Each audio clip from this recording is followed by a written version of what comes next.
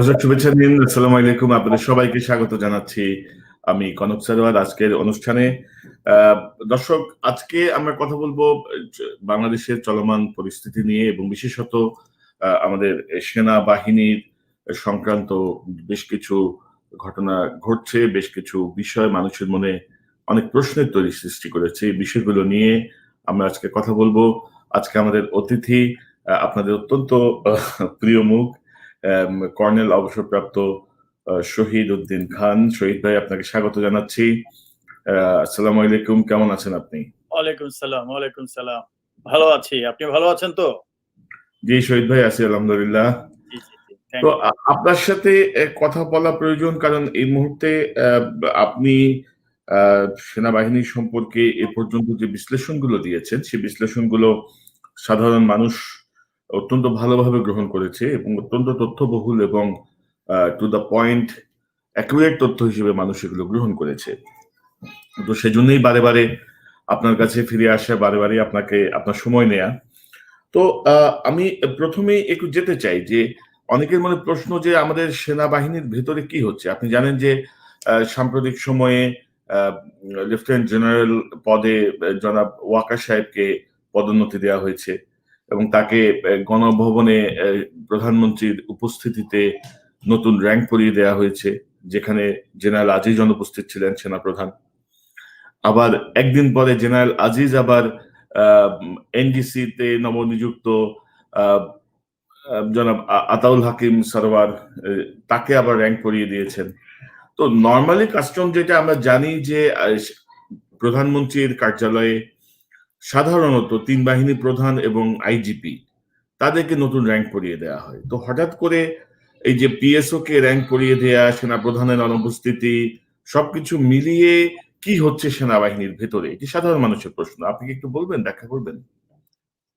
হ্যাঁ, প্রশ্ন তো দেখা দিবেই। সাধারণ মানুষের কি বলবে, সবার রক্ষার জন্য তো একটা সেনাবাহিনী, সাধারণ মানুষ ট্যাক্স পে করে, তাদের অর্থে এই সেনাবাহিনীকে পালা হচ্ছে এবং এই সেনাবাহিনী একটা প্রফেশনাল সেনাবাহিনী, সারা বিশ্বে নাম কুড়িয়েছে এবং এর প্রফেশনালিজম যে কত নিচের দিকে চলে যাচ্ছে এই জন্য যে আপনার যে যে জয়স্টিকটা, অর্থাৎ কোন শিপের যদি ক্যাপ্টেন ঠিক না থাকে তাহলে সেই শিপের কি অবস্থা হতে পারে। আজকে দেখুন, আজিজের মতো শুধু চিফ না, এর আগেও এরকম থার্ড ক্লাস চিফ, তবে আজিজ হলো ইতিহাসের সবচেয়ে খারাপ যদি বলেন আপনি। এবং তাকে কে বানিয়েছে? বর্তমান যে অবৈধ প্রধানমন্ত্রী তিনি।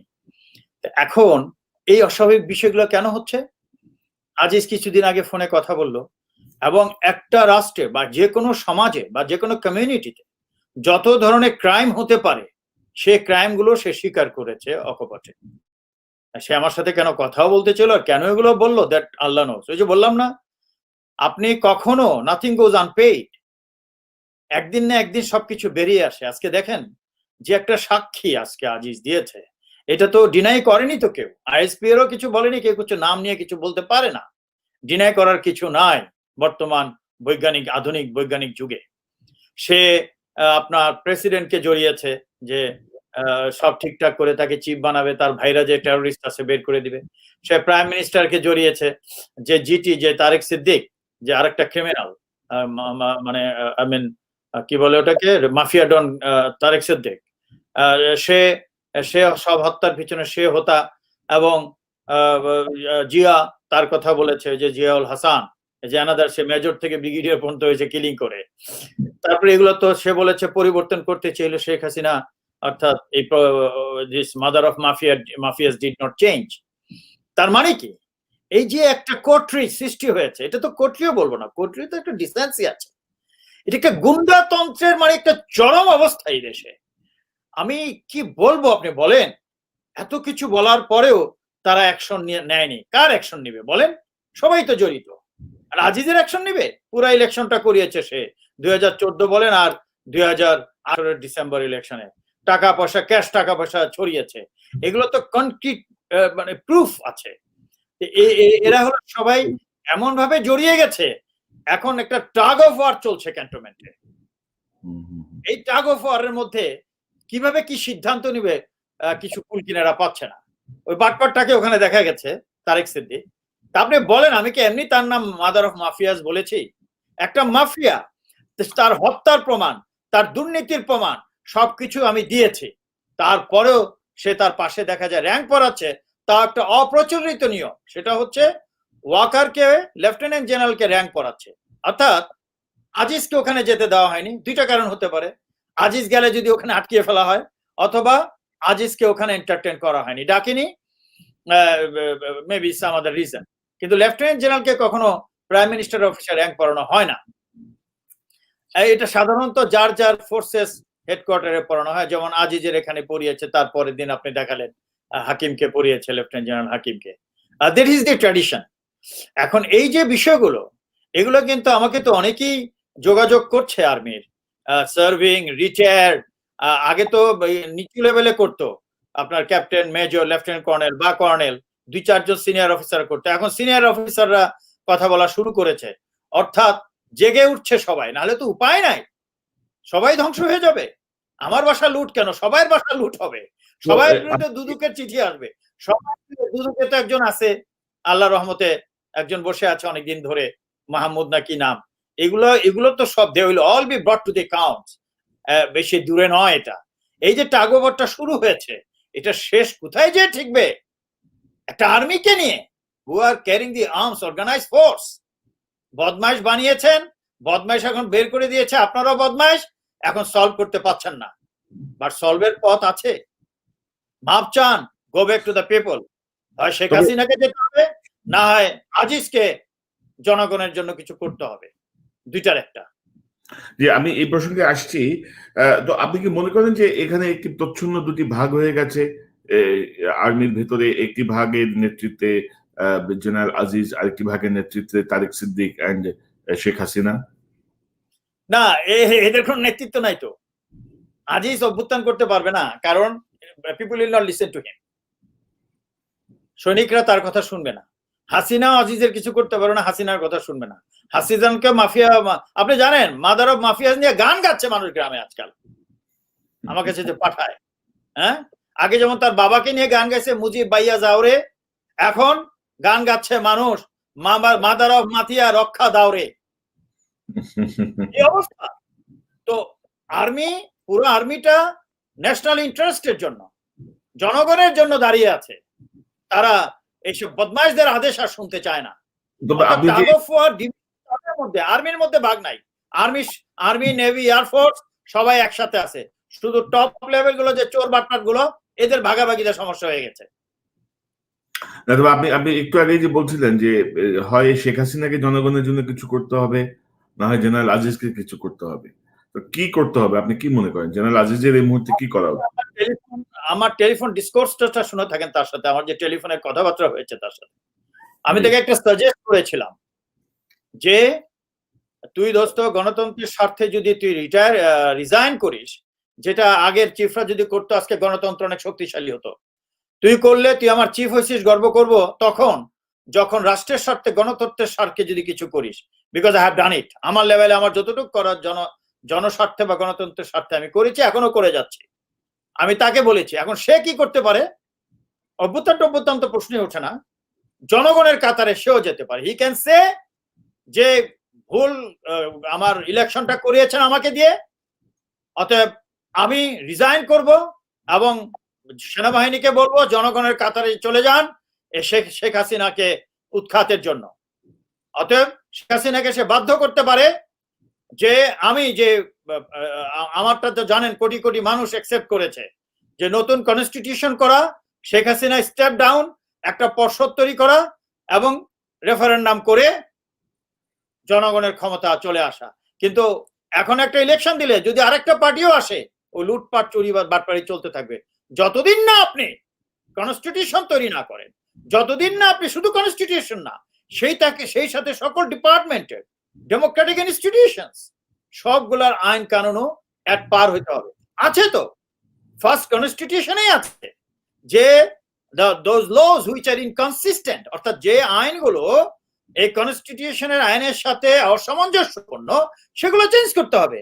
আজকে 49 বছর করা হয়নি। তা আপনি কি বলবেন? এদেরকে শাসক বলবেন, না এদের মাদার অফ মাফিয়াস বলবেন এদেরকে? বা যারা যারা পুরুষ ছিল ফাদার অফ মাফিয়াস। আর সেনাবাহিনীর কথা তো আমি কিছু বলতেই চাই না। অতএব আজিজ করতে পারে এইটা। আর শেখ হাসিনা করতে পারে কি, সে জানে কে কে মাফিয়াস, বিকজ আমি তাকে বলেছি মাদার অফ মাফিয়া। সে মাফিয়া গুলাকে immediately bringing them to justice. And আমি ওই একই জিনিস যেটা আমি আজিজকে করতে বলছি, এই একই জিনিস তিনি জনগণের কাছে যে বলবে, ওকে আমি আর কতদিন বাঁচবো, আমি একটা মুক্তি দিয়ে যেতে চাই মানুষকে, আর পুরোনো ধারায় এই দেশ চলতে পারে না। There has to be a constitution, জনগণের মাধ্যমে রচিত হবে এবং রেফারেন্ডাম হবে, তারপরে রাজনীতি শুরু হবে। সেম উদ্দেশ্য দুজনেরই সেম। এখন who will bell the ring, I mean কে আগে ঘন্টাটা বাজাবে। এই tug of war will lead to a dangerous situation. এটি একটি জটিল সিচুয়েশন বলা চলে। তবে আমরা যতটুকু খবর পাচ্ছি, যেমন আমি যদি বলি যে জেনারেল আজিজের ঘনিষ্ঠ যারা আছেন তাদেরকে কিন্তু সরিয়ে দেওয়া হচ্ছে বা বিভিন্নভাবে কানেক্টেড ছিলেন। যেমন ধরুন general Shafiuddin, lieutenant general Shafiuddin, তাকে গতকাল নিউ ইয়র্কে পোস্টিং দেওয়া হয়েছে। যিনি যাকে নিয়ে আমি আমার একটা অনুষ্ঠানে এনেছিলাম, যিনি ভাত খাওয়া না ডাল খাওয়া নিয়ে অনেক প্রশংসা করেছেন শেখ হাসিনা। যাই হোক, তাকে পাঠিয়ে দেওয়া হচ্ছে নিউ ইয়র্কে। নিশ্চয়ই আমার এলাকায় স্বাগত জানাবো। অন্তত এক পেয়ালা কফি তো খাওয়াইতে পারবো। কফির দাওয়াত অগ্রিম দিয়েই রাখি। তো আমরা যেটা বুঝতে পারছি যে 9 ডিসেম্বর জেনারেল শামস অবসরে যাচ্ছেন, সাধারণ অবসরে। তো বলা হচ্ছে যে এর পরপরই হয়তো জেনারেল আজিজকে সরানোর ব্যাপারে শেখ হাসিনা উদ্যোগী ভূমিকা নেবেন, আরো শক্তিশালী ভূমিকা নেবেন। কারণ জেনারেল শফিক এখনো দৌড়ে আছেন। নতুন যুক্ত হচ্ছেন এই দৌড়ে জেনারেল আকবর, ডিজিএফআই এর সাবেক প্রধান। তো সবকিছু মিলিয়ে আপনি কি মনে করেন যে সেনাপ্রধান যদি জনগণের কাতারে না আসেন, বা সেনাপ্রধান যদি এখন বরখাস্ত হন, বা তাকে যদি ফোর্সফুলি চাকরি থেকে সরিয়ে দেওয়া হয়, আপনি তো এরকম একটা আশঙ্কার কথা বলছিলেন যে গণভবনে গেলে যদি আটকায় ফেলে, তো কি হতে পারে? ধরেন আজিজ সাহেবের কি পরিণতি হবে উনি যদি পদত্যাগ করে, বা উনি যদি সরিয়ে দেওয়া হয় জোর করে, তাহলে কি হতে পারে? আর সেনা আইন কি বলে? আচ্ছা, আজিজের পরিণতির কথা কেন বলছেন? তার পরিণতি সে নিজেই জানে। সারা দেশের লোক, সারা পৃথিবীর লোক জানে যে টেররিস্ট ফ্যামিলি এন্ড ব্রাদার্স আর terrorist, he himself is a terrorist, unfit of an officer became chief of army staff through একটা খারাপ রাজনৈতিক সিস্টেমের মাধ্যমে সরকারকে পাওয়ারে আনার জন্য করেছে। অতএব তার পরিণতির কি আছে? তাকে বের করলেও শেখ হাসিনার মুক্তি নাই। আর আজিজও যদি চলে যায়, if he does not do something, as I said, একটা কন্ট্রিবিউশন, সেটা হলো যে জনগণকে বলে যাবে বা আর্মিকে বলে যাবে, আমি বিদায় নিলাম, আমি চাই যে আপনারা সবাই একটা কনস্টিটিউশনের জন্য, যেটা আমি প্রপোজ করছি, আপনারা সবাই এগিয়ে আসবেন, যেহেতু সবাই এটা সাপোর্ট করছে। আর শেখ হাসিনা তাকে স্যাক করে কে মুক্তি পাবে? এটা হবে? বলেন আমাকে। তারপরে কাকে আনবে? আপনি তো আকবরের নাম বলেন। আকবর কি, এটা আমার আর বলতে চাচ্ছি না, junior officer, I don't want to speak about him. অথবা যে ওয়াকার, ওয়াকার তো দেখতে পাচ্ছেন র‍্যাঙ্ক করার সময় কি অবস্থা দাঁড়িয়ে আছে, I don't know he has forgotten to stand at শান পজিশন অর নট। তারপরে আপনি দেখুন তারপরে তারেক সিদ্দিক দেখেন, ওই মাদার অফ মাফিয়ার পাশেই আছে। তো মাদার অফ মাফিয়া বলবো না কেন? মাফিয়া পাশে দাঁড়িয়ে আছে, প্রমাণ সহ যে একজন মাফিয়া। এই যে আপনি নামগুলো বলছেন, প্রফেশনাল অফিসার গুলা কোথায় যাবে? অকারের যে কোর্সের যে টপ করা বা ভালো ভালো প্রফেশনাল অফিসাররা, যাদেরকে বিদেশ থেকে ট্রেনিং করে আনা হয়েছে, ট্রেনিং করে আনা হয়নি, তারা যোগ্যতার ভিত্তিতে গেছে, তো সেই ট্রেনিং এর ফল কি সেনাবাহিনী পাবে না? আর যাদের কিনা ব্যাড রেকর্ড আছে, আই এম টকিং অ্যাবাউট, যে আপনি আকবর বললেন বা অন্যান্য যারা আছে, তাদের যদি আনা হয়, তো what will be the fate? এতে তো লাভ হবে না। শেখ হাসিনা আরো মাদার অফ মাফিয়া সিস্টেমটাকে আরো অবনতির দিকে নিয়ে যাবেন। উনি মনে করছেন বিদেশি শক্তি তাকে রক্ষা করবে। Please forget it, this doesn't happen. শক্তি একটাই, যে তোমাকে পৃথিবীতে নিয়ে আসছে, সৃষ্টিকর্তা বা আল্লাহ। Believe in that, do not depend on others. and continue to repeat the bad things, bad precedents. Damage তো যাওয়ার হয়ে গেছে। আমি জানি না তার এই ডিজাস্টার থেকে ফিরে আসার মতো কোনো সুযোগ আছে কিনা এ মাদার অফ মাফিয়াস। তবে আমার যা মনে হচ্ছে আই রিজনেবলি অ্যাসিউম দ্যাট তিনি হয়তো ফিরতে পারবেন যদি কিনা আমি যেটা অফার করলাম, if it is done only is possible. জনগণের কাতারে আসুন। 18 কোটি লোক একটা শক্তিশালী সংখ্যা। এই সংখ্যাকে আপনি কেন শক্তিশালী কাজে লাগাবেন না?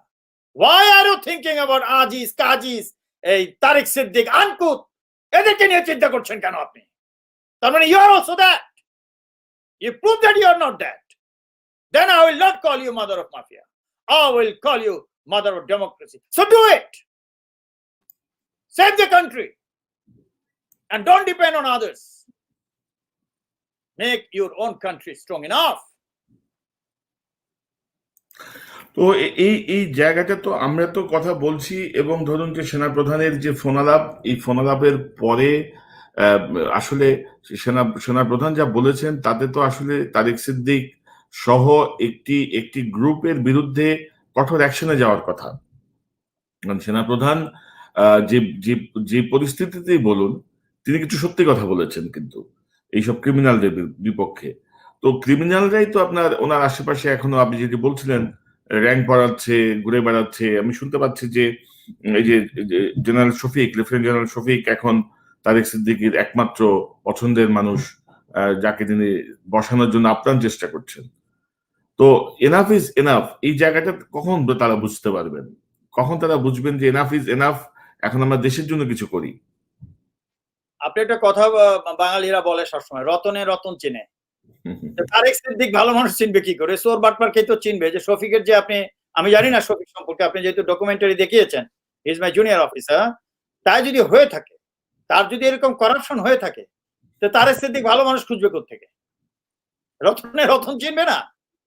আমার কথা হচ্ছে তারা they will never return to the senses. এটা আপনি চিন্তা করার কোনো কারণ নাই। তারা কখনো তাদের বুদ্ধিদীপ্ত মানুষে ফেরতে আসবে না। তারা গণ, এটাকে কি বলা হয়, দে আর ফিনিশড। তাদের মনের ভিতরে যে কল্প, বিশ্বাস, মনুষ্যত্ব, এগুলো শেষ। they will never come back unless they are burnt off. I mean, they leave the world. আর না হয় এরা ফেরত আসবে না। সো কার দায়িত্ব এখন? দায়িত্ব জনগণের। দায়িত্ব জনগণ নেওয়ার আগে বিস্ফোরিত অবস্থায়, বিস্ফোরণ হয়ে যাবে। আমি বলেছিলাম এর আগে আপনার কথা, স্মাউল্ডারিং ফায়ার, ভস্মাচ্ছাদিত বন্যা হিসাবে আছে। অতএব এই মাদার অফ মাফিয়াকে এখনো বলছি, ট্রাই টু আন্ডারস্ট্যান্ড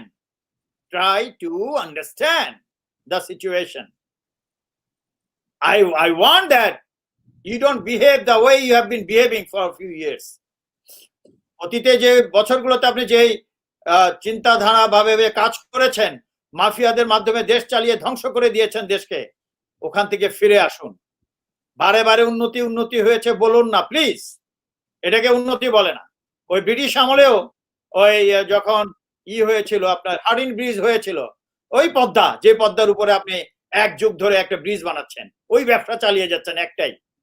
ওই তখন হার্ডিন ব্রিজে যখন ব্রিজ করেছিল, তখনও বাঙালি হিন্দু যারা বানিয়া বোঝেন তো, যারা ব্রিটিশ দালাল ছিল, এমনকি ঠাকুর ফ্যামিলিও ছিল, যদিও আমাদের উনি বিশ্বকবি, ওইটা বিসাইড দ্য স্টোরি। তো এরকম বানিয়ারা তখন বলেছিল যে ব্রিটিশই একমাত্র মুক্তি, এত বড় ব্রিজ করেছে, হিন্দু মুসলমান গন্ডগোল করে খামাখা ব্রিটিশদের বিরুদ্ধে লেগেছে। তো উন্নতি মানুষের মনে, মানুষের মননশীলতার মধ্যে উন্নতি অন্য জিনিস। মানুষ শান্তিতে ঘুমাতে চায়, তার ইজ্জত রক্ষা করতে চায়, তার মা বোনদের ইজ্জত রক্ষা করতে চায়, তারা যে ট্যাক্স দেশে ট্যাক্সের টাকা জনগণের কাজ দেখতে চায়, তারা তাদের সামরিক বাহিনীকে শক্তিশালী দেখতে চায়, তারা তাদের সামনে যে আদর্শ বড় বড় উপাধির লোকরা আছে তাদেরকে আদর্শবান দেখতে চায়, মাফিয়া হিসাবে দেখতে চায় না। আমি তাই বলছি, mother of mafia, still time is there to understand. বুঝুন, ওই পদ্মা ব্রিজ নিয়ে ব্রিটিশরা ব্যবসা করেছিল, যেটা হার্ডিন ব্রিজ বলে, ওই পদের উপরে আপনিও করছেন। সাধারণ মানুষ ওই ব্রিজ দিয়ে যেতে পারবে না। যে টোল হবে, যে বাস ভাড়া হবে, যে ট্রেন ভাড়া হবে, সাধারণ মানুষের কিছু হবে না। ওই মাফিয়াগুলো যারা নদীর ওপারেও জমি কিনেছে, এপারেও জমি কিনে ফেলেছে, গরিবের সব জমি ওদেরই ব্যবসা বাণিজ্যের জন্য ওটা কাজে লাগবে। তখনও আরেকটা ক্যাটাস্ট্রফি হবে, তখন দেখবেন ওই ব্রিজ ভাঙতে আসবে জনগণ, কারণ তারা তো ব্যবহার করতে পারবে না ওটা, এটা এত কস্টলি হয়ে যাবে। যে বিষয়টি আমরা আলোচনা করছিলাম, অনেকেই বলছেন যে আজিজ সাহেবের ক্ষমতাকে সীমিত করা হয়েছে, তার মুভমেন্টকে নিয়ন্ত্রণ করা, রেস্ট্রিক্টেড করা হয়েছে, তার ক্ষমতাকে কমানো হয়েছে। এটা কি সম্ভব? না, এটা কি করে? সে তো আবার দেখলাম কক্সবাজার না কোথায় গেছে, ওখানে আবার বক্তৃতাও দিল যে দেশ রক্ষার জন্য আমরা প্রস্তুত আছি, কি বিদেশি শক্তি না কি? এই বিষয়টা নিয়ে আমি কথা বলবো। যেমন হ্যাঁ, তিনি বলেছেন উন্নয়নের ধারা বাধাগ্রস্ত করা যে কোনো অপচেষ্টা প্রতিহত করতে সেনাবাহিনী প্রতিজ্ঞাবদ্ধ। পাশাপাশি তিনি বলেছেন যে বহিঃশত্রুর আক্রমণ বা অন্যান্য হুমকি মোকাবেলায় সেনাবাহিনী সবসময় প্রস্তুত থাকতেও তিনি এই কথা শেখ হাসিনা রেফারেন্স দিয়ে বলেছেন। কি বলেছেন? তিনি বলেছেন যে যুগের সঙ্গে তাল মিলিয়ে বাংলাদেশ সেনাবাহিনীর আধুনিকায়ন করে চলেছেন প্রধানমন্ত্রী শেখ হাসিনা। একই সঙ্গে দেশের পবিত্র সংবিধান ও সার্বভৌমত্ব রক্ষায় ঐক্যবদ্ধভাবে অভ্যন্তরীণ বা বহির্বিশ্বের হুমকি মোকাবেলায় সেনাবাহিনীকে সবসময় প্রস্তুত থাকতে আহ্বানও জানিয়েছেন বঙ্গকন্যা।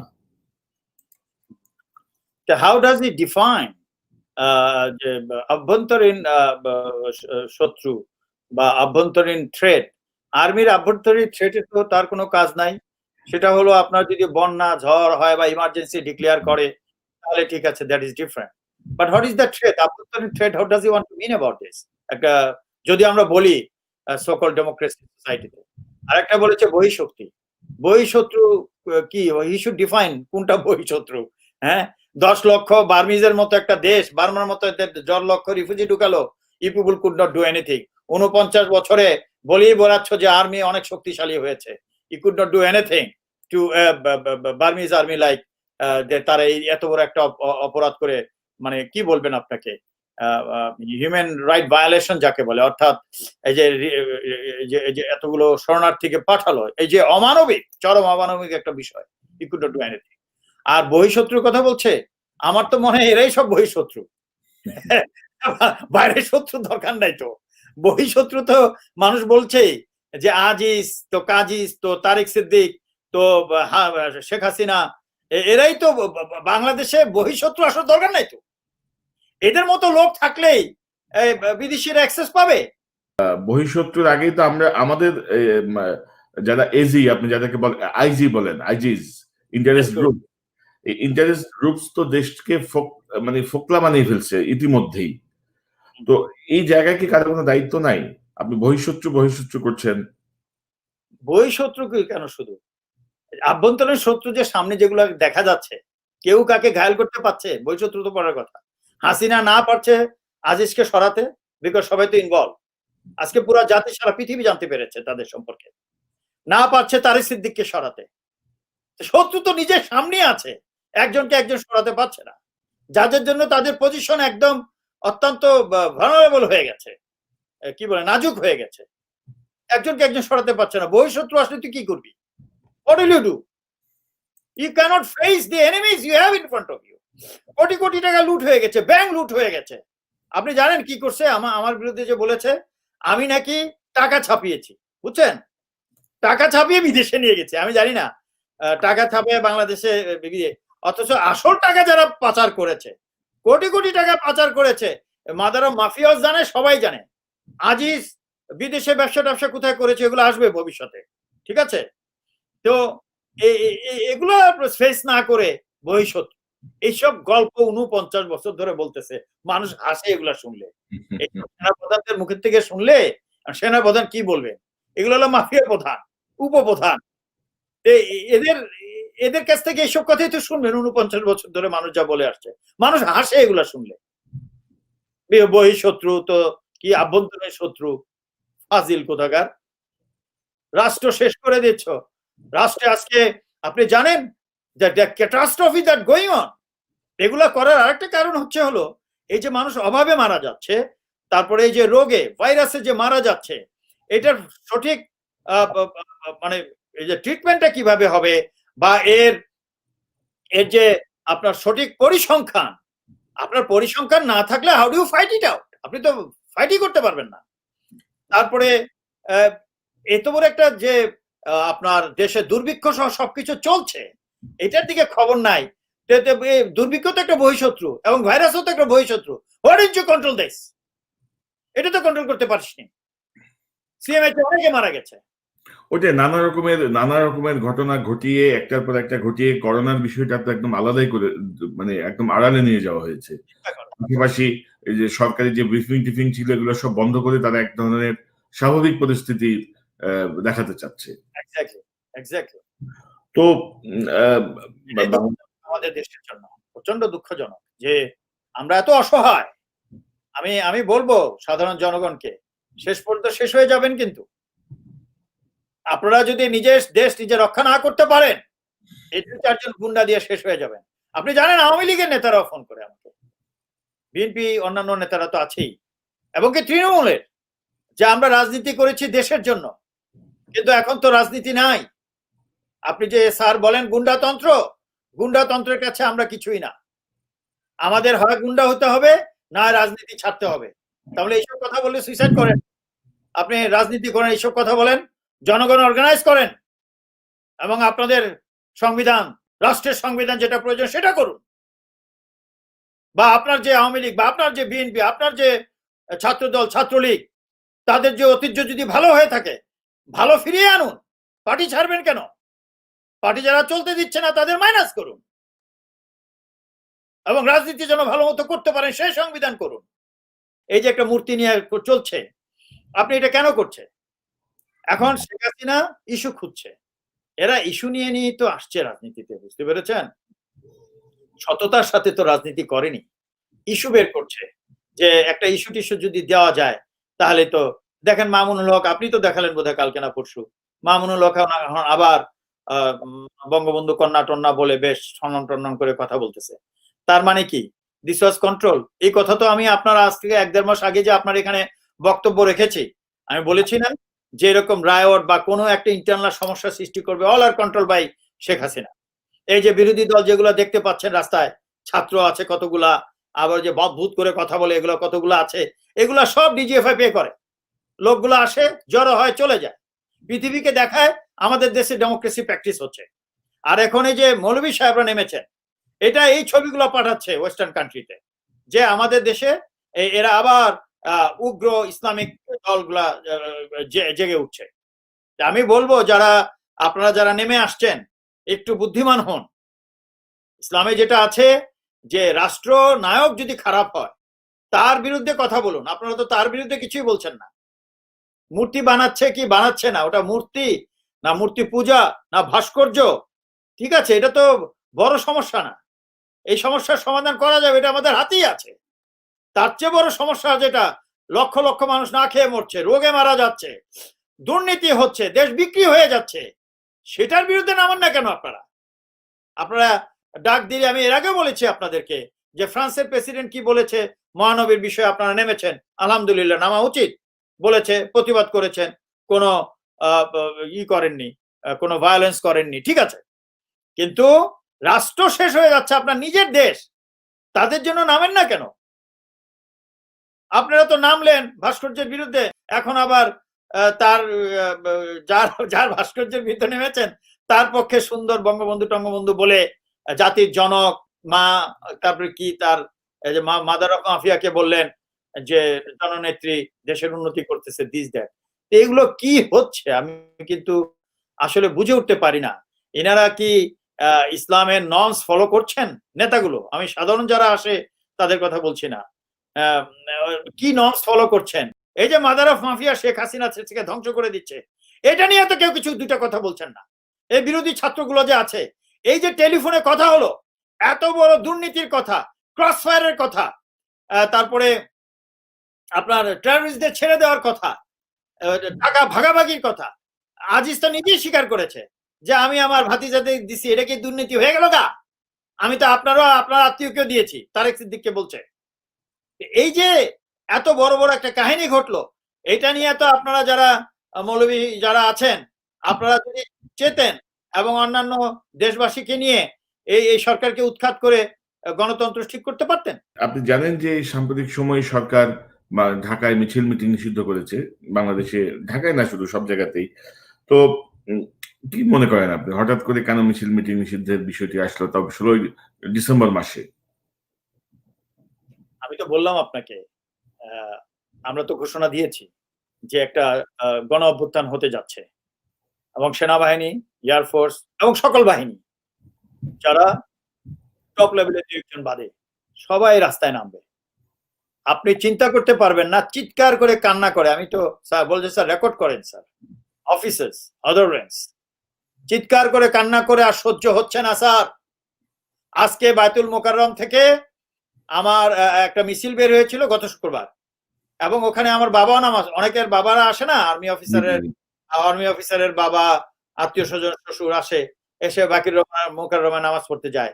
তো ওই মুসল্লিদের পিটানো শুরু করছে, তার বাবাও মার খেয়েছে, একজন দুইজন না, অনেক আর্মি অফিসার এবং সোলজারদের ইয়ে।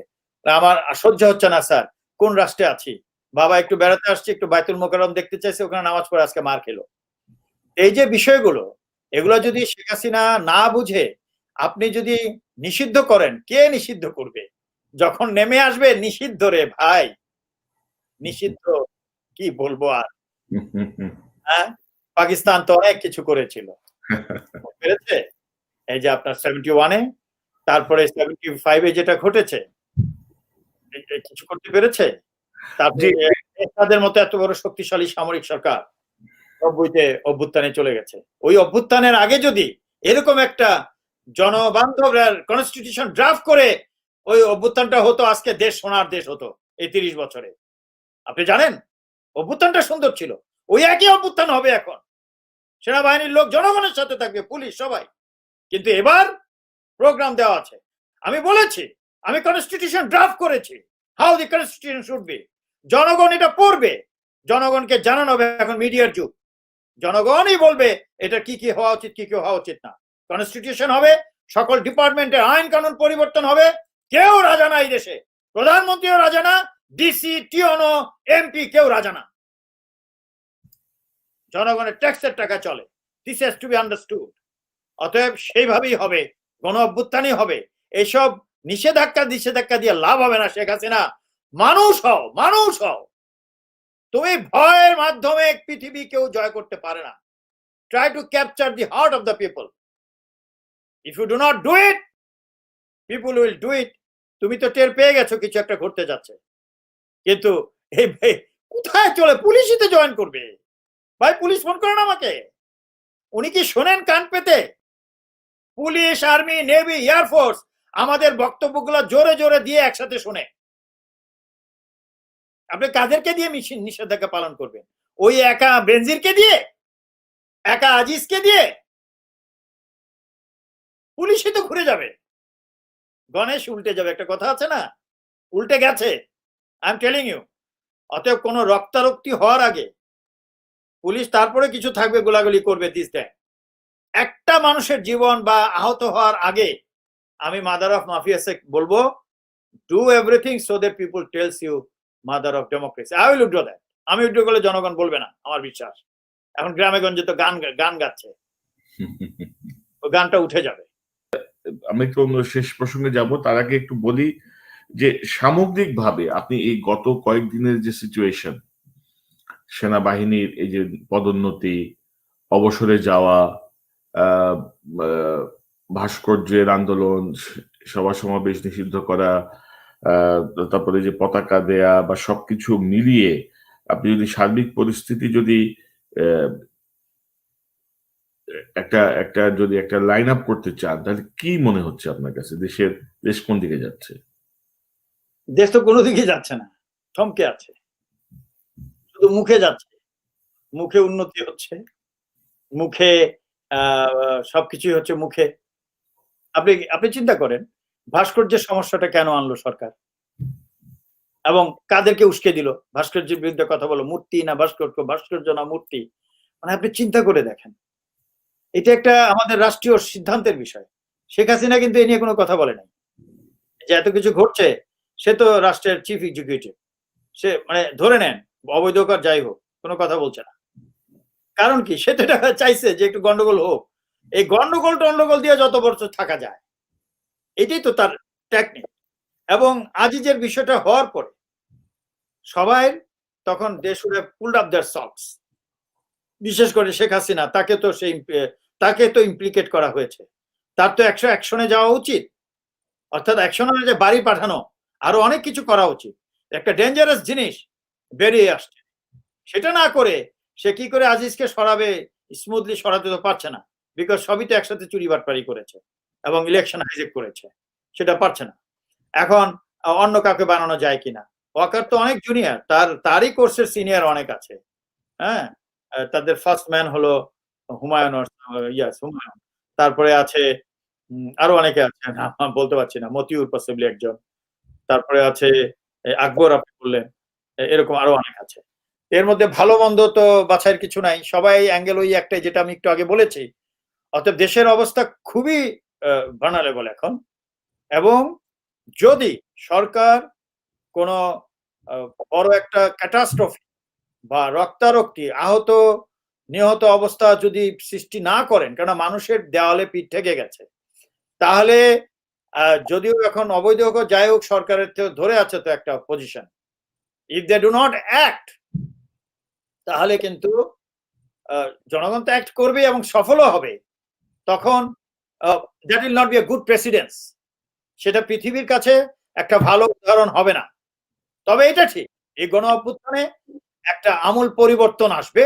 মানুষের হয়তো একটু রক্ত দিতে হবে, মানুষের যুদ্ধ করতে হবে, হতাহত হতে পারে। এবং আমি আজকে আরেকটা ঘোষণা দিচ্ছি, যদি কোনো হতাহত হয়, আমি এর আগেও বলেছি যে বিজনেসম্যানরা আপনারা দোষী না, আপনাদেরকে দেড় বছরের মধ্যে সময় দেওয়া হবে, সব অর্থ নিয়ে আসেন, বাংলাদেশকে ইন্ডাস্ট্রি করে ছেড়ে দেন, আপনাদেরকে প্রশ্ন করা হবে না। দোষী হলো ওই মাফিয়ারা। অতএব মাফিয়াদের বিচার হতে পারে, আপনারা না। অতএব যেহেতু এটা করবেন, অনেকে বলছে যে ওই পর্ষদ গঠনের পরে তারপরে ওই চুরি করা টাকা ফেরত এনে তারপরে নো, যেদিন পর্ষদ গঠন করা হবে, এই গণ অভ্যুত্থানে যে ব্যক্তি আহত হবে তার যদি বেশি আহত হয়, অর্থাৎ পঙ্গু হয়ে যায়, তাহলে তার ছেলে মেয়ে তাকে চালানো হবে, ক্যাশ মিনিমাম 50 লক্ষ টাকা দেওয়া হবে। যে মারা যাবে তাকে মিনিমাম 1 কোটি টাকা দেওয়া হবে, এবং সেটা দেওয়া হবে পর্ষদ গঠনের পরই। এই না যে একদিন ভবিষ্যতে দিব, এইভাবে লিস্ট করা হবে। কেননা বাংলাদেশে একটা বদয়া আছে মানুষের। এই যে 30 লক্ষ লোক মানুষ মারা গেছে যুদ্ধে, না 31 লক্ষ না 29 লক্ষ, যাই হোক, সেটার লিস্ট আজও করা হয়নি। এবং তাদেরকে যে ক্ষতিপূরণ দেওয়ার কথা সেটাও দেওয়া হয়নি। শুধু মুক্তিযোদ্ধার লিস্ট, এ করে একবার, ও করে একবার, এটা নিয়ে অনেক কিছু আপনারা দেখতে পাচ্ছেন, নাটক। শেষ পর্যন্ত একজন রেপিস্ট মুক্তিযোদ্ধার মন্ত্রী, কোন পর্যায়ে গেছে দেশ। অতএব এর আমূল পরিবর্তন হবেই। সেটা মাদার অফ মাফিয়াও করতে পারে, টু চেঞ্জ হার, এই উপাধি যেটা আমি দিয়েছি, আর না হয় জনগণ করবে। তবে জনগণের যে ক্ষতি হবে সেটা সম্পূর্ণ হিসাব থাকবে। 71-এর যুদ্ধের হিসাব যেগুলো রাখা হয়নি, কেননা গুন্ডাতন্ত্র শুরু হয়ে গেছিল। এই যে আপনি যে ঘোষণা দিচ্ছেন 50 লক্ষ বা 1 কোটি টাকার, তো এটা আপনি মানে আপনার কোন অথরিটিতে এই ঘোষণাটা দিচ্ছেন? অথবা শুনেন, every custodian, every citizen of a nation, সে যদি লো কাস্ট, সে যদি একজন এমনকি যেটাকে বলা হয় না একদম নিম্ন শ্রেণীর কেউ যদি হয়, is the custodian of the nation. Everybody is custodian to protect this nation. So I am as a custodian. আমি চাকরি অবস্থায় যতটুকু কাস্টোডিয়ান হিসেবে করার কথা ওই পদ্ধতিতে করেছি। আর এখন আমি বেশি অধিকার কেন জানেন? আমার সাথে যে অন্যায় করেছে সে হলো এই অবৈধ প্রধানমন্ত্রীর প্রধান উপদেষ্টা এবং আত্মীয় তারেক সিদ্দিক।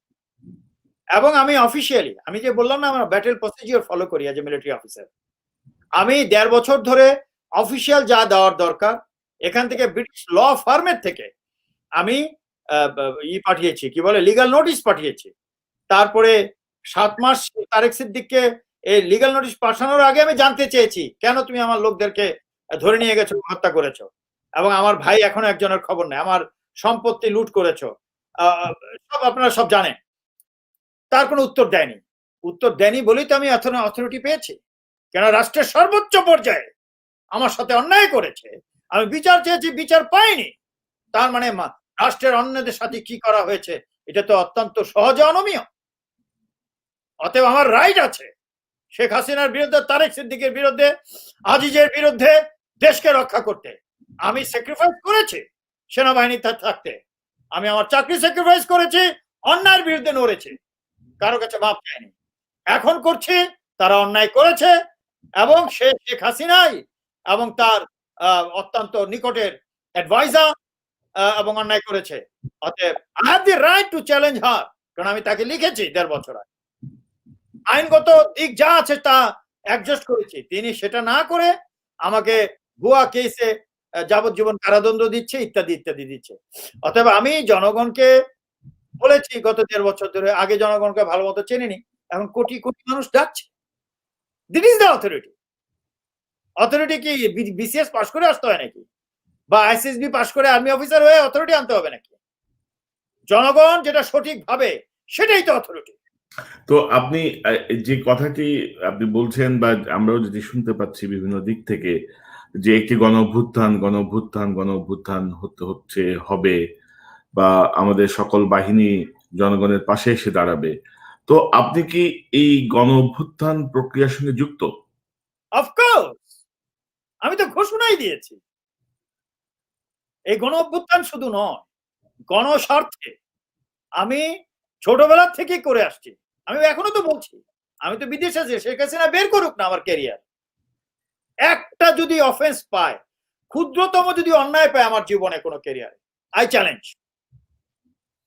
তো আপনার এই গণ অভ্যুত্থান অথরিটি আমার 2 দিনে গ্রো করেনি তো, ইয়ার্স ওভার দি ইয়ার্স, বছরের পর বছর। বাট এখন ফাইনাল আসছে কেন? শেখ হাসিনা পর্যায়ের লোক অন্যায় করেছে, অতএব I am the right authority to challenge her. তো আপনার নাও হবো, চিফ অফ আর্মি স্টাফ আমার সাপোর্ট পাওয়ার জন্য ফোন করবে কেন? আমার সাথে আপোষ করার চেষ্টা করবে কেন? শেখ হাসিনা তো বলেছে আপোষ করার জন্য, শুনেননি টেলিফোনে? That is the authority, but I don't do that. আমি জনস্বার্থে আপোষ করছি না, দ্যাট ইজ দি অথরিটি। আমি জনগণের পাশে আছি, জনগণের স্বার্থ রক্ষার্থে আছি, দ্যাট ইজ দি অথরিটি। আমি যদি আপোষ করতাম নিজের স্বার্থ, নিজের অর্থ সম্পদের জন্য, দ্যাট ইজ নট অথরিটি, সেটা হলো মাফিয়াদের অংশ হয়ে যেতাম। আমি তাহলে তাকে মাদার অফ মাফিয়াস বলতে পারতাম না। এন্ড গণ অভ্যুত্থান হবে, সুযোগ আছে mother of mafia to turn into mother of democracy if she behaves. না হয় এই হতাহত হওয়াটা উচিত হবে না। আর যারা হতাহত হবেন, নিশ্চিন্তে থাকেন, আপনাদের 14 পুরুষের সমস্যা হবে না। ওই ডে 1 থেকে, যেদিন থেকে গণ অভ্যুত্থান করে পর্ষদ গঠন করা হবে, সেদিন থেকে will take care of them ইনশাআল্লাহ। তো আপনার সাথে, আমি ঠিক নাম জানতে চাই না, আপনার সাথে এই গণ অভ্যুত্থানের নেতৃত্বে আর কয়জন আছে? ওগুলো বলা ঠিক হবে না, কেননা আমি একটা কথা বলেছি, দ্য লিডারশিপ অফ প্রিন্সিপালস, নীতি নেতৃত্ব। বাংলাদেশে ব্যক্তি নেতৃত্ব ফেল করেছে 54 সনের পর থেকে। তারা ভাগ হয়ে গেছে, যার যার ব্যক্তিত্ব নিয়ে আছে, এবং সব ব্যক্তি বেইমানি করেছে আমাদের জাতির সাথে, যেভাবে আমাদের মাফিয়া এখন করছে। অতএব ব্যক্তিকে আমাকেও বিশ্বাস করতে বলছি না, আমি জনগণকে বিশ্বাস বলবো বিশ্বাস করতে যে নতুন সংবিধান করা হবে, সেই সংবিধান মঞ্চকে বিশ্বাস করতে। পৃথিবীতে কিন্তু এভাবেই হয়েছে। আমাদের বাংলাদেশে স্বাধীন হয়েছে না প্রবাসী সরকারের মাধ্যমে? জি। তাজউদ্দিন সাহেবরা যদি তখন দেশে আসতো, পাকিস্তানিদেরকে ছেড়ে দিত, কপালে গুলি করতো। যেভাবে আমি গেলে শেখ হাসিনা তো ঘুম হয় না যে শহীদ খানকে কবে মারা যায়। আজকেও তো একটা লোক দেখছে আমার পিছু পিছু ঘুরেছে, আমি ব্রিটিশ পুলিশকে বলেছি।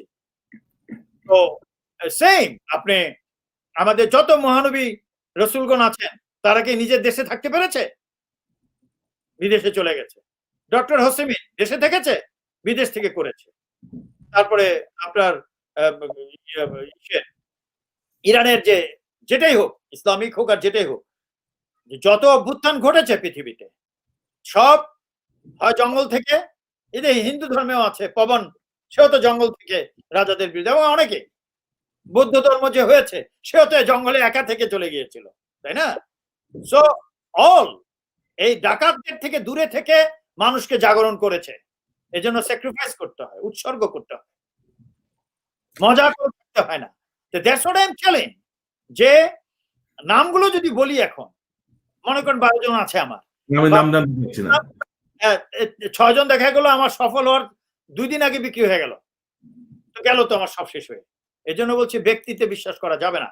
আমি জনগণকে বলবো, যে মঞ্চের কথা বলেছি, যে নতুন সংবিধান, গণ বান্ধব সংবিধান আপনাদের, সেই মঞ্চটাই হলো লিডারশিপ, এবং ওই সংবিধান হয়ে যাওয়ার পরে ওই সংবিধানই হবে লিডার। এবং তখন যদি মাদার অফ মাফিয়ার মতো লোকই ওই সংবিধানের আন্ডারে রাজনীতি করতে আসে, তাকে ফেরেশতা হইতেই হবে, জনগণের বন্ধু হইতে বাধ্য হবে। আমি আপনাকে জানি না আর কি 2 মিনিট সময় আছে, তাহলে সংবিধানে দেখা মাদার অফ কি করেছে জি প্লিজ, আমি দেখাচ্ছি আপনাকে। এটা দেখছেন, দেখা যায়? জি দেখা যায়। এটা কি বাংলাদেশের 72-এর সংবিধান। জি, এটা জি 72 সংবিধানে ফার্স্ট টু লাস্ট কোথাও কিন্তু ওই যে 26-এর আপনার কি বলে ওটাকে, 26 মার্চ স্বাধীনতা ঘোষণা করা হয়েছে, এটা লেখা আছে, বুঝেন? কিন্তু বঙ্গবন্ধু ঘোষণা করেছে কথাটা লেখা নাই। আমি কি এতটুকু বুঝাতে পেরেছি? জি। আচ্ছা, এখন মাদার অফ মাফিয়া কি করেছে? 15 অ্যামেন্ডমেন্ট করেছে। এটা হলো 2016-তে বের হয়েছে। কি দেখা যায় নাকি? জি, হোয়াইট রিফ্লেক্ট করতেছে। জি জি দেখা যায়। জি হ্যাঁ, এটা হলো 2016-তে হয়েছে। তিনি কি করেছেন? 150 আর্টিকেলে অ্যাড করেছেন। 150 আর্টিকেল, যেটা অরিজিনালটাতে আমি দাগ দেওয়া আছে। 150-এ 1 নম্বরে যেটা আছে, ওটাকে বলা হয় ট্রানজিশনাল অ্যান্ড টেম্পোরারি পজিশন, অর্থাৎ বাংলা বলায় ক্রান্তিকালীন অস্থায়ী বিধান বলি, সেটা ছিল 150। এখন মাদার অফ মাফিয়া কি করেছে? 150 150(2) আমি কি বুঝাতে পেরেছি? জি। 2-এর মাধ্যমে তিনি কি করলেন? তখন শিডিউল থাকে সংবিধানে, অর্থাৎ ওটাকে বলা হয় বাংলায় তফসিল। তা আমাদের ফার্স্ট সংবিধানে 4র্থ তফসিল ছিল, এখন এটাতে 5ম, 6ষ্ঠ, 7ম করেছে ইন লাইন বাই এডিং 150(2), অর্থাৎ 7ই মার্চের ভাষণ ইন করেছে, তারপরে আপনার রেসকোর্সের ভাষণ, তারপরে সে ঘোষণা দিয়েছে, সেটা আপনার ওই যে আপনার 26 তারিখে ঘোষণা দিয়েছে। এই 26 তারিখে ঘোষণা দিয়েছে, এই ফার্স্ট কনস্টিটিউশনে কিন্তু নাই। এখন আপনি বলবেন এটা কোত্থেকে আসছে? সেটা আসছে হলো আর্টিকেল 151। অরিজিনালটাতে ছিল যে নিম্নলিখিত আদেশ সমূহ এত দ্বারা রহিত করা হলো। কোনটা? প্রথমটাই যেটা আছে, আইনের ধারাবাহিকতা বলবৎকরণ আদেশ 1971 সালের 10ই এপ্রিল তারিখে। দেখেন কত বড় কন্ট্রাডিকশন কনক সাহেব, কত বড় জালিয়াতি এই দেশে হয়। সেটা কি? ওই যে আপনার যে 1972 সনের 10 তারিখে যে ঘোষণাটি পত্রটা করা হয়েছিল, সেটা ছিল ওই যে দ্যাট অর্ডার ওয়াজ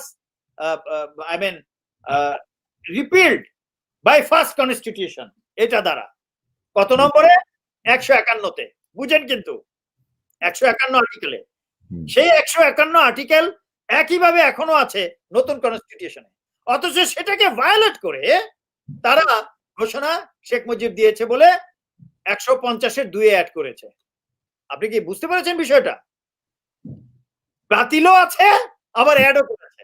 150 অ্যাড করেছে, 151-তে বাতিল, এবং অরিজিনালটাতেও বাতিল।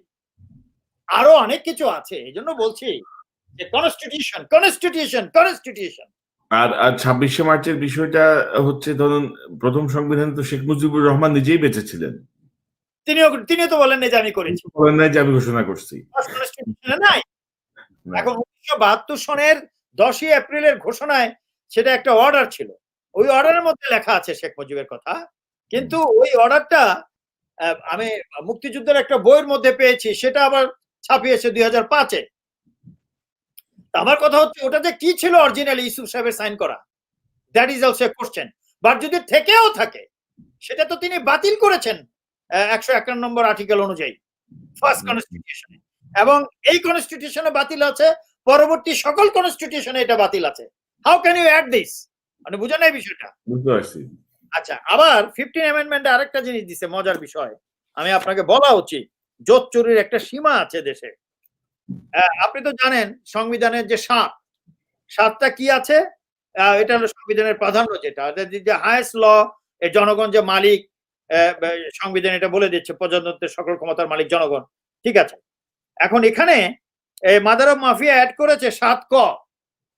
এটা বুঝাতে চেয়েছে যদি কেউ অভ্যুত্থান করে বা সংবিধানের কোনো কিছু চেঞ্জ করতে চায় তাহলে তার ফাঁসি হবে। ঠিক আছে, এখন বুঝে দেখেন, নিজেরও কিন্তু ফাঁসি হবে, নিজের আইনে নিজের ফাঁসি হবে।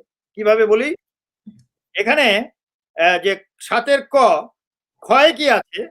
প্রথম তো আছে কেউ যদি অনুচ্ছেদ কেউ রদ বাতিল টাতিল করতে চায় তার ফাঁসি হবে। ফাঁসির কথাটা লাস্টে লেখা আছে, সর্বোচ্চ দণ্ডে দণ্ডিত হইবে।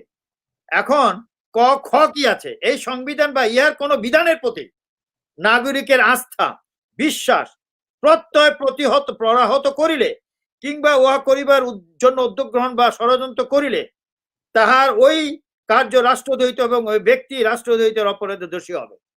আপনি আজিজ যে কথাগুলো বলেছে, কথা বুঝেন, সেই কথা কিন্তু এই ৭ কয়ের ক্ষয়ের মধ্যে পড়ে। অর্থাৎ সব কথাগুলো সংবিধানের আইনের বাইরে। that is the ultra vires of constitution, যেটা কনস্টিটিউশনের বহির্ভূত। This is number 1। নাম্বার 2, যে ইলেকশনটা হলো, আজ ভুট্টোর কেন ফাঁসি হয়েছিল আপনি জানেন তো?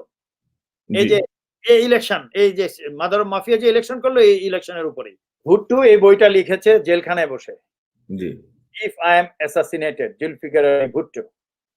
এখানে হি হ্যাজ, আমি অনেক আগে পড়েছিলাম, রিসেন্টলি অত কিছু মনে নেই। তো সে একটা জিনিস যেটা এখানে যে জিয়াউল হক যে তাকে জেলে ঢুকালো, কিসের উপরে? জিয়াউল হককে কিন্তু এই ভুট্টোই বানিয়েছিল। হ্যাঁ, সে লারকানা, আই মিন একটা ইলেকশন এলাকা, সাম প্রভিন্সে, আই ক্যান্ট রিমেম্বার, সেখানে একদম শেখ হাসিনা যেভাবে করেছে, একদম অর্গানাইজ করে এই আপনার ইলেকশন ইঞ্জিনিয়ারিং যাকে বলে, এবং এটা কমিশন করে এটা কিন্তু বের করা হয়েছিল, যে ইলেকশনটা যে ইঞ্জিনিয়ারিং করা হয়েছিল, এবং that was the main reason for his hanging. বুঝতে পেরেছেন? এটা তো কনস্টিটিউশনের ভায়োলেশন। এখন শেখ হাসিনা যে 30 ডিসেম্বর ইলেকশনটা করিয়েছে, ইলেকশন তো হয়নি, জি, এবং এটার যে জোট চুরি হয়েছে, সে তো কনস্টিটিউশন ভায়োলেট করেছে। ৭-এর খ, নিজে যে আইন বানিয়েছে, ও তো নিজেই ফাঁসি হবে। I am telling you. তার আজিজ যা বলেছে তো সেটা আছেই, খুন খারাপি, দুর্নীতি, আপনার এক্সট্রা জুডিশিয়াল কিলিং, এটা তো আছেই, প্লাস আপনার ফাঁসি তাদের হইতেই হবে, বিকজ আপনি কনস্টিটিউশন ভায়োলেট করেছেন, জনগণের রাইট আপনি হনন করেছেন। ঠিক আছে, মানে নিজের বিধানেই শেখ হাসিনা নিজেই ফেসে যাচ্ছেন, এসে গেছেন অলরেডি, বেশি গেছেন। এটা রিপেয়ার করার সুযোগ তিনি যদি ভাবেন করবেন, নাহলে ওই যে পাপে বাপকে ছাড়ে না, একটা কথা আছে না, somebody has to pay both at in this world and after death, pay করতে হবে। গণেশ শহীদ, আমরা একদম শেষ প্রান্তে, আমি আপনাকে একটি আমার ভিডিও লাইব্রেরিতে আমার একটি সংগ্রহে এই বক্তব্যটি পেলাম। কয়েক বছর আগে শেখ হাসিনা তিনি একটি দলীয় অনুষ্ঠানে প্রধান অতিথির ভাষণ রাখছিলেন, তার একটি বক্তব্য, ছোট একটা ক্লিপ। এত বড় একটা ঘটনা বাংলাদেশে কি কোনো লোক জানতে পারলো না? কেউ কোনো পদক্ষেপ নিল না? ওই লাশ পড়ে থাকলো 32 নম্বরে, কেন? সে উত্তর আমি এখনো পাইনি। এত বড় সংগঠন, এত নেতা কোথায় ছিল?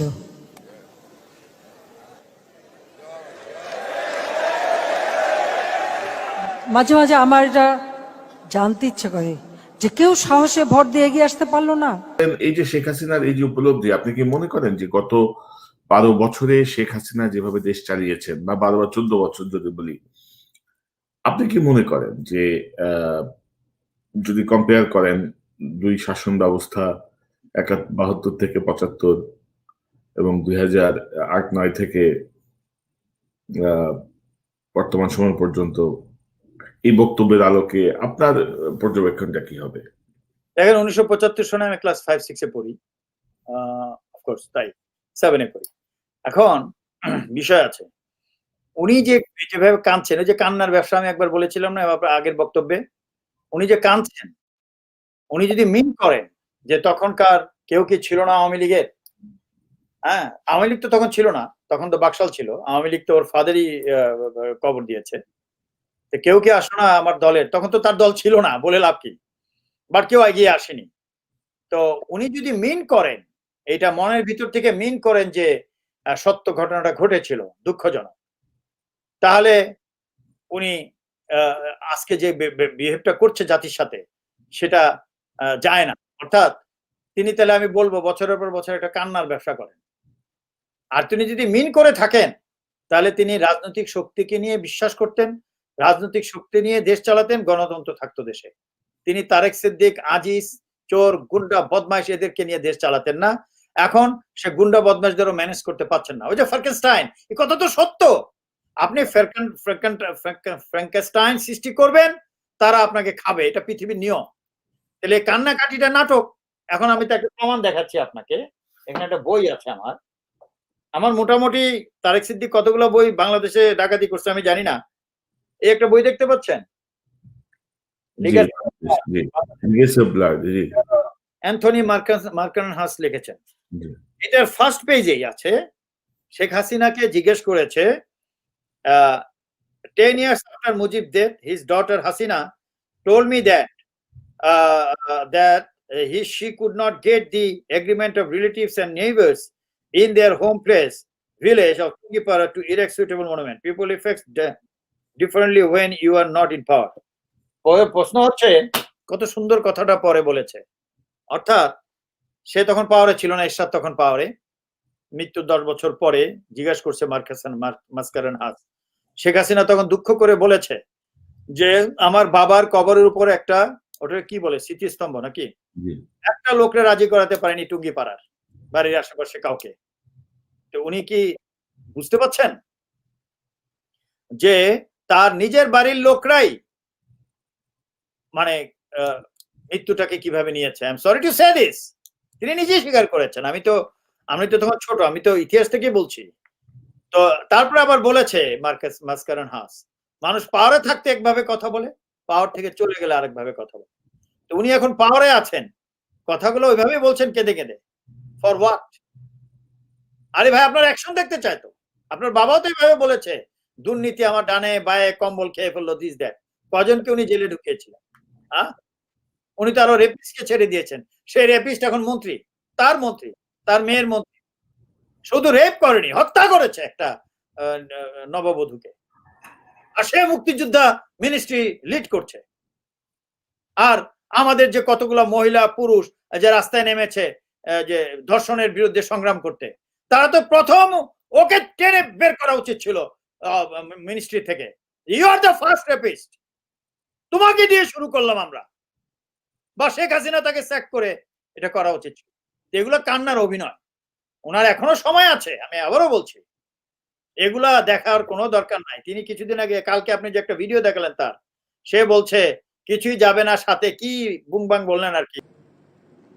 ধন সম্পদ, টাকা পয়সা, বাড়ি গাড়ি, অথবা যারা অস্ত্র শস্ত্র নিয়ে মনে করতো বিশ্বে সব থেকে শক্তিধর, কোথায় কোথায় বোম্বিং করছে, কোথায় কোথায় গুলি করছে, কোথায় কোথায় মারছে, কোথায় গেল সেই শক্তি নাই, শেষ। আল্লাহ রাব্বুল আলামিনের খেলা বোঝা খুব ভার।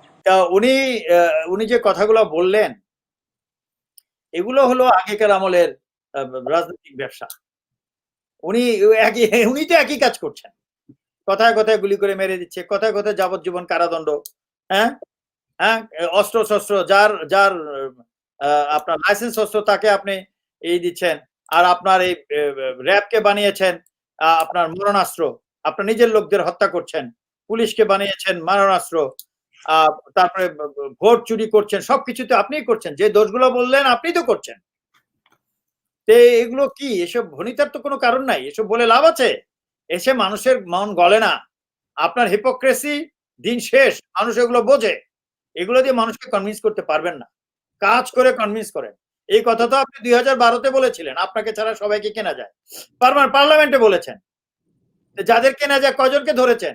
সবাই এখন পায়ের উপর পা তুলে গুলশানের বাড়িতে বসে সুন্দর ভিডিওতে স্টেটমেন্ট দিচ্ছে টিভিতে।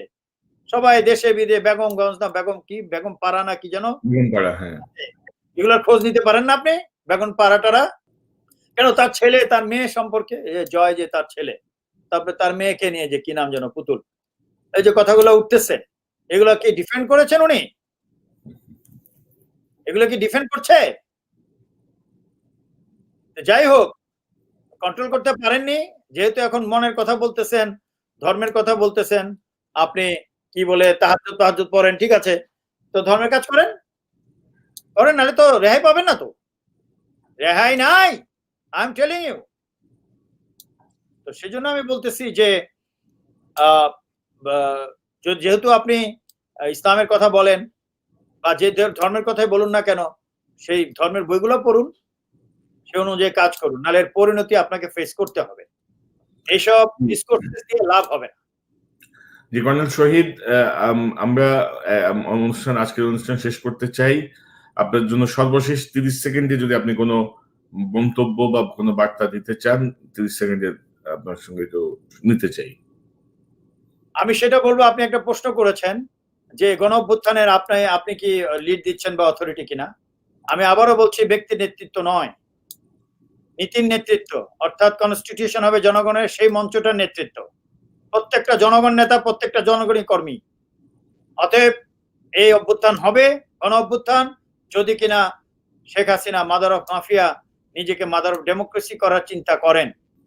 আমি জনগণকে কথা দিচ্ছি, বেঁচে থাকুন আর মরে যান, এই সংগ্রাম জয়ী হতে হবে এবং আপনাদের সন্তান আত্মীয় স্বজনের দায়িত্ব সরকারের, সেই পর্ষদের, এবং পর্ষদ গঠন করার পরের দিন থেকেই এই দিস ইজ মাই ওয়ার্ড, এটাই আমার শপথ, আপনারা লিখে রাখুন, কাম ফরওয়ার্ড।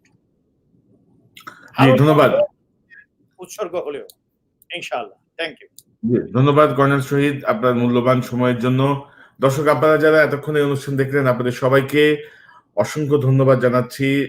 সচরাচর আমি কোনো মন্তব্য করি না অনুষ্ঠানের শেষে, আমি শুধু আহ্বান জানাই যে বাংলাদেশের গণতন্ত্র, মত প্রকাশের স্বাধীনতা, বিচার বিভাগের স্বাধীনতা এবং সুশাসন প্রতিষ্ঠার জনগণকেই করতে হবে এবং জনগণকেই রুখে দাঁড়াতে হবে সকল ধরনের ফ্যাসিস্ট তৎপরতা।